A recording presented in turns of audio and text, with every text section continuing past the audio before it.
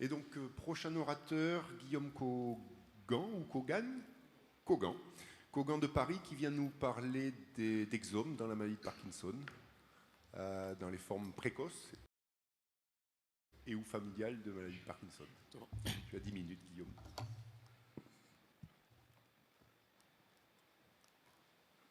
Donc, bonjour à toutes et à tous. Merci au comité organisateur d'avoir sélectionné notre étude sur l'apport du séquençage d'exomes dans la maladie de Parkinson. Donc, je suis interne du DES de génétique médicale et actuellement en Master 2 au Magistère européen de génétique.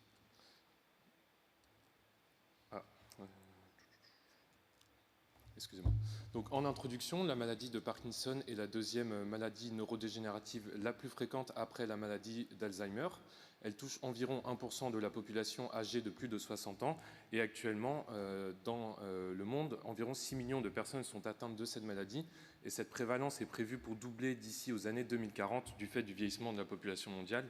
Il s'agit donc d'un enjeu de santé publique important.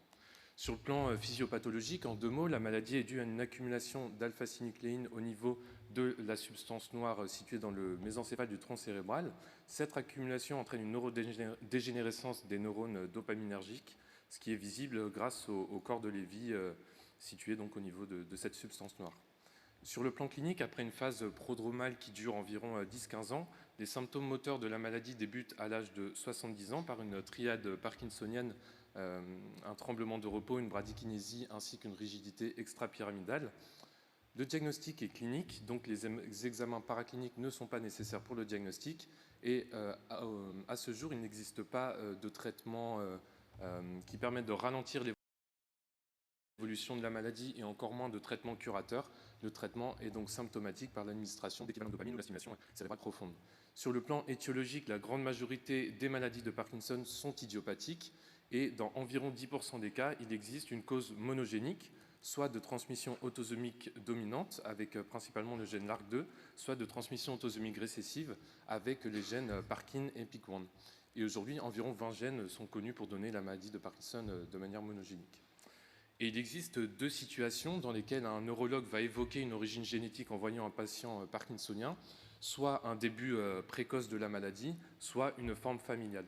Et dans ces 2 situations, le patient peut bénéficier d'un séquençage d'un panel des 14 gènes les plus impliqués dans la maladie de Parkinson. Ce panel est réalisé dans l'œuvre de neurogénétique de la Pitié-Salpêtrière.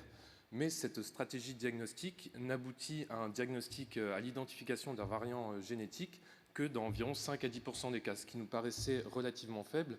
Et c'est pourquoi nous souhaitions savoir si les analyses pangénomiques comme le séquençage d'exomes pouvaient permettre d'augmenter ce rendement diagnostique. Donc, sur le plan de la méthode, depuis de nombreuses années, l'ICM collecte une grande cohorte de patients parkinsoniens grâce au réseau français PDG et à l'UF de neurogénétique de la Pitié-Salpêtrière. Les critères d'inclusion sont les suivants, basés sur l'âge de début de la maladie et sur la forme familiale. La maladie de Parkinson devait avoir été diagnostiquée par un clinicien expert et chose vraiment importante, les patients devaient avoir eu un séquençage de panel négatif avant de bénéficier d'un séquençage d'exome. Donc, la stratégie d'analyse génétique s'est basée sur 3 étapes. Donc, nous avons mis 22 individus au total avec 825 cas index. La première étape consistait à s'assurer, grâce au séquençage d'exome, qu'aucun patient n'avait de variant dans les 14 gènes du panel de l'UF. Et avec cette première étape, nous avons identifié des variants ponctuels chez 29 cas index ainsi que des variants structuraux chez 6 patients dans les gènes SNCA et Parkin, ce qui aboutit à un total de 35 cas index qui avaient des variants dans le tiers 1. Nous avons donc retiré de l'analyse ces 35 individus pour passer à l'étape 2 qui consistait à l'analyse de 120 gènes impliqués dans les troubles neurologiques divers. Nous avons appelé ces gènes du tiers 2 chez les 790 cas index qui restaient. Et l'étape 3 consistait à l'analyse de tous les autres gènes de l'exome afin d'identifier de nouveaux gènes candidats de la maladie de Parkinson qu'on a appelés gènes du tiers 3. Donc, sur la cohorte, après un séquençage de panel négatif, nous avions 790 individus, un cas index. La plupart étaient des cas sporadiques, mais nous avions aussi un grand nombre de cas familiaux. Et l'âge moyen de notre cohorte était de 40 ans. Et comme vous pouvez le voir, la majorité des patients avaient moins de 40 ans, ce qui est la force de notre cohorte, un enrichissement en forme précoce et familiale. Donc, sur le plan des résultats, nous avons réalisé un diagnostic chez 14 cas index dans les gènes suivants. J'aurais bien aimé vous présenter des cas cliniques, mais malheureusement, je n'aurai pas le temps de le faire. Mais je vais vous présenter des situations pour illustrer l'apport que peut avoir le séquençage d'exome dans la maladie de Parkinson. L'un d'eux, ça peut être d'identifier des variants dans des gènes accessibles à des thérapeutiques spécifiques. Je pense qu'on a identifié des variants dans le gène SPR, dont les dystonies répondent de manière positive à la dopamine, et également des variants bialléliques chez 2 patients dans le gène ATP7B, enfin variant homozygote, pardon. Les variants du gène ATP7B biallélique sont connus pour donner la maladie de Wilson, qui est une maladie d'accumulation du cuivre, qui, si elle est traitée précocement, peut permettre d'avoir un meilleur pronostic pour le patient. Et bien qu'il existe des anomalies IRM spécifiques, comme le signe de Wilson-Panda ou des anomalies biologiques spécifiques, cette maladie est qualifiée par EDERA de maître du déguisement, parce qu'elle peut se présenter de façon très variable, dont par un syndrome parkinsonien, et ça fait la difficulté de réaliser le diagnostic. Et donc, le séquençage d'exome, je parle bien au conditionnel, peut permettre d'identifier des variants accessibles à des thérapeutiques spécifiques. En plus de ça, nous avons identifié, grâce à l'outil Expansion Hunter, des expansions de triplets, notamment dans les gènes ATXN2 et ATXN3, donc c'est aussi un apport du séquençage d'exome. En plus de cela, nous avons réalisé ce qu'on a appelé des rattrapages diagnostiques. Je prends l'exemple de C9 et MAPT, où les patients n'avaient pas réellement des maladies de Parkinson, mais on était plutôt dans le champ des toopathies. Et en plus de ça, on peut dire que le séquençage d'exome peut permettre de limiter l'errance diagnostique, puisque pour la patiente qui avait des variants bialléliques du gène POLG, il s'agissait d'un syndrome parkinsonien qui a évolué avec une neuropathie périphérique axonale et une diplopie intermittente. Et la survenue de ces symptômes n'aurait pas surpris si on avait su qu'elle avait des variants dans le gène POLG. Et donc, en plus de ces 3 avantages, disons, du séquençage d'exome, un autre est qu'il permet d'étendre les connaissances sur la corrélation génotype-phénotype, puisque à ce jour, seules 2 familles ont été décrites avec des variants homozygotes dans le gène DNAJC12, et les variants retrouvés dans ces familles étaient des variants tronquants. Or, le variant que nous avons retrouvé dans cette famille est un variant faux sens, donc il semblerait que les variants faux sens du gène DNAJC12 peuvent aussi donner des maladies de Parkinson. Et donc voilà un des autres apports du séquençage d'exome, augmenter nos connaissances de la corrélation génotype-phénotype. Donc pour maintenant résumer, on va dire cette cohorte, 14 diagnostics chez des patients qui avaient donc un séquençage de panel négatif, chez qui on a fait un séquençage d'exome. Cette stratégie permet d'enrichir le diagnostic de 1,7%. Ce qui peut paraître faible, mais il est important de mentionner que nous avons identifié des variants de classe 3 chez 30 individus. Et malheureusement, nous n'avons pas pu reclasser ces variants parce qu'il s'agissait d'une cohorte rétrospective et nous n'avions pas d'informations cliniques suffisantes pour reclasser ces variants. Nous n'avons pas réussi, en fait, dans toutes les situations, à recontacter le clinicien. En plus donc, de cette étape 2, il y avait une 3e étape qui était celle d'identifier des nouveaux gènes de la maladie de Parkinson. Nous avons identifié un nouveau gène de la maladie de Parkinson qui a été récemment décrit par notre équipe et d'autres équipes dans la revue Brain, dans le gène PTPA. Et en plus de ça, d'autres gènes ont été identifiés et sont en cours de description à l'ICM. Donc en conclusion, il semblerait que le séquençage d'exome soit au moins équivalent au panel parce qu'il est capable d'identifier les variants ponctuels et les variants structuraux dans les gènes déjà connus de la maladie de Parkinson présents dans le panel.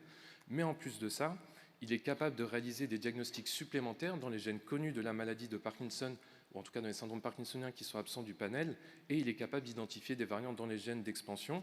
Il est capable de réaliser des rattrapages diagnostiques qui peuvent être utiles sur le plan de la prise en charge thérapeutique des patients, mais aussi qui peuvent limiter l'errance diagnostique, et il est capable d'identifier de nouveaux gènes. Et pour la suite, depuis quelques années, l'arrivée du séquençage en long fragment a permis d'identifier les causes moléculaires de nombreuses maladies neurogénétiques, et on pense que la maladie de Parkinson pourrait bénéficier aussi de l'arrivée du séquençage en long fragment. C'est pourquoi nous avons sélectionné 160 individus de cette cohorte avec un exome négatif et une forme très précoce ou beaucoup de membres atteints dans une même famille. Nous allons envoyer leur prélèvement, enfin nous sommes en train d'envoyer leur prélèvement au NIH, où ils vont bénéficier d'un séquençage en long fragment.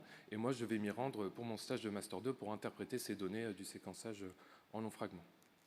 Donc, je remercie l'équipe Corti-Corvol, notamment le professeur Alexis Brice qui encadre cette équipe, Christelle Tesson pour l'aide à l'interprétation des exomes, pour Nima Ménon qui a recontacté un grand nombre de patients, Thomas Courtin qui m'a encadré dans ce travail pour ma thèse de médecine, les cliniciens et membres du réseau PDG et l'UF de neurogénétique de la Pitié-Salpêtrière qui ont rapporté l'ensemble des patients de cette cohorte. Et vous, je vous remercie pour votre attention.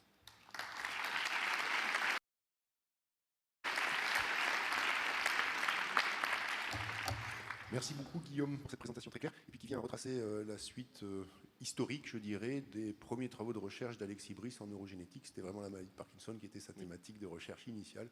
On voit que 30 ans après, ça continue à être complètement d'actualité. Merci pour cette actualisation. Est-ce qu'il y a des questions? Oui. Alors en attendant que le micro arrive, si c'est bon. Hop là. Anne-Sophie de Limoges. Ouais, exactement. Anne-Sophie de Limoges. Donc merci beaucoup pour votre présentation. C'est effectivement une super stratégie, je pense, de passer après à l'exome. Ma question, donc je vais être redondante. Est-ce que vous avez regardé les copy number variation? Parce que vous savez qu'il y a CoffCopCan, un super logiciel qui permet de les attraper. Alors je vous pose cette question parce que dans votre panel au départ, vous en aviez des copy number variation. Du coup, c'est vrai qu'on pourrait s'attendre à en avoir sur vos exomes. Est-ce que vous les avez cherchés ou est-ce que vous allez les chercher? Donc on a cherché dans le tiers 1 comme vous l'avez mentionné et dans le tiers 2, c'est vrai qu'il y avait 120 gènes et à ma connaissance, les variants décrits sont des variants ponctuels et je n'ai pas de connaissance de délétion ou de duplication dans des gènes du tiers 2 qui seraient responsables de syndrome parkinsonien. Donc j'ai pas recherché de délétion dans des gènes précis. En fait, ça me revient, j'ai cherché dans le gène SGSE, même si c'est pas un gène de syndrome parkinsonien, mais j'en ai pas identifié, mais en fait c'était une analyse ciblée par gène et je pouvais pas faire une analyse globale pour me sortir un CNV qui pourrait être intéressant. Alors les CoffCopCan, vous pouvez tester tous les gènes en un clic. J'ai montré ça à Agnès Rotig tout à l'heure. En 2-3 minutes, vous avez analysé tous vos gènes d'un seul coup. Il faudra qu'on essaye alors. Voilà, on se voit tout à l'heure. Merci. Merci pour tous ces commentaires, Anne-Sophie. Christelle, et une question de clinicien basique, Expansion Hunter, ça fonctionne simplement? Alors en fait c'est un outil qu'on peut que faire des analyses ciblées en utilisant cet outil, c'est-à-dire qu'on sait que SCA2 ça donne des syndromes parkinsoniens, donc on analyse directement sur SCA2, mais on ne peut pas essayer d'identifier dans tout l'exome des variants d'expansion. S'il vous plaît, est-ce que, Guillaume, merci pour ce topo, est-ce que vous avez, je pense que Paul G était une surprise pour vous. Par rapport à quoi? Le diagnostic d'une mutation Paul G dans un syndrome parkinsonien. Non, parce que c'est décrit dans les syndromes parkinsoniens de début précoce, les variants du gène Paul G avec des signes additionnels, mais qui surviennent plus tard, chez notre patient.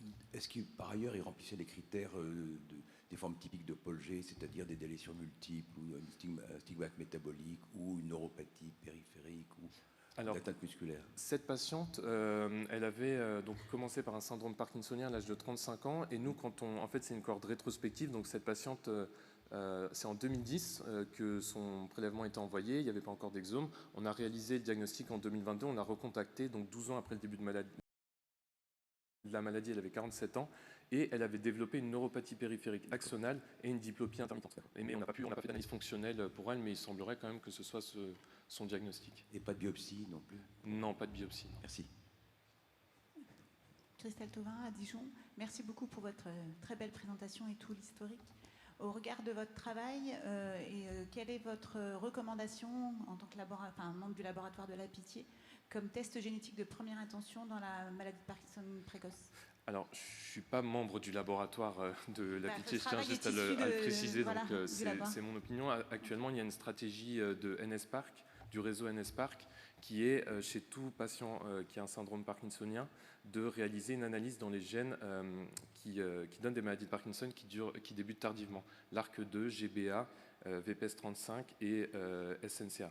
Première étape. Et deuxième étape, si on ne trouve rien, peut-être que dans des critères spécifiques, par exemple un début de la maladie avant l'âge de 40 ans, on pourrait aller réaliser un exome dans un deuxième temps. C'est la stratégie de recherche, hein. Ce n'est pas la stratégie de l'UF qui est toujours celle de faire un panel actuellement. Oui, mais ma question était en diagnostic. Je parle bon, c'est pas moi qui va mettre ça en place, mais je pense qu'en diagnostic, peut-être que si c'est possible dans le service de mettre une organisation comme je l'ai dit, peut-être que ça pourrait être une stratégie à adopter.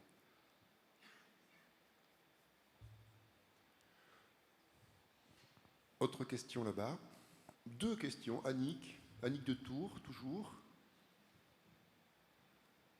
Annick et Anne-Sophie, elles sont à côté l'une de l'autre. Elles se challenge. La définition historique de la maladie de Parkinson, les corps de Lévy, c'est neuropathe. On est certain que tous ces variants moléculaires, évidemment, donnent des corps de Lévy dans les cerveaux. Oui. non, on n'a pas fait d'analyse neuropathologique, mais la clinique correspond à chaque fois à l'aspect moléculaire. Mais il y a des corps de Lévy dans d'autres maladies que la maladie de Parkinson. Sur votre diapositive, là où il y avait vous avez commenté Paul G, etc., vous n'avez pas commenté le patient qui avait une amplification de C9 ORF72. Ça m'a un petit peu surprise. Est-ce que vous pouvez décrire un petit peu plus son phénotype, ou c'était un syndrome de Parkinson pur, classique? C'est un peu bizarre quand même. Malheureusement, je n'ai pas le phénotype de ce patient. Désolé, et en plus, en fait, chez ce patient, l'expansion a été détectée par RP-PCR, donc pas par le séquençage d'exome. C'est pour ça que je ne l'ai pas mentionné à l'oral, mais je n'ai pas la clinique de ce patient. Après, il me semble que dans une DFT peut débuter chez certains patients, en tout cas je sais que c'est le cas à l'UF, par un syndrome parkinsonien, et après les troubles du comportement peuvent arriver dans un second temps. Je ne sais pas s'il en a eu après, s'il a eu des oui, il y a des tableaux de Parkinson atypiques qui sont assez classiques, ou Huntington atypiques aussi. Ok, merci.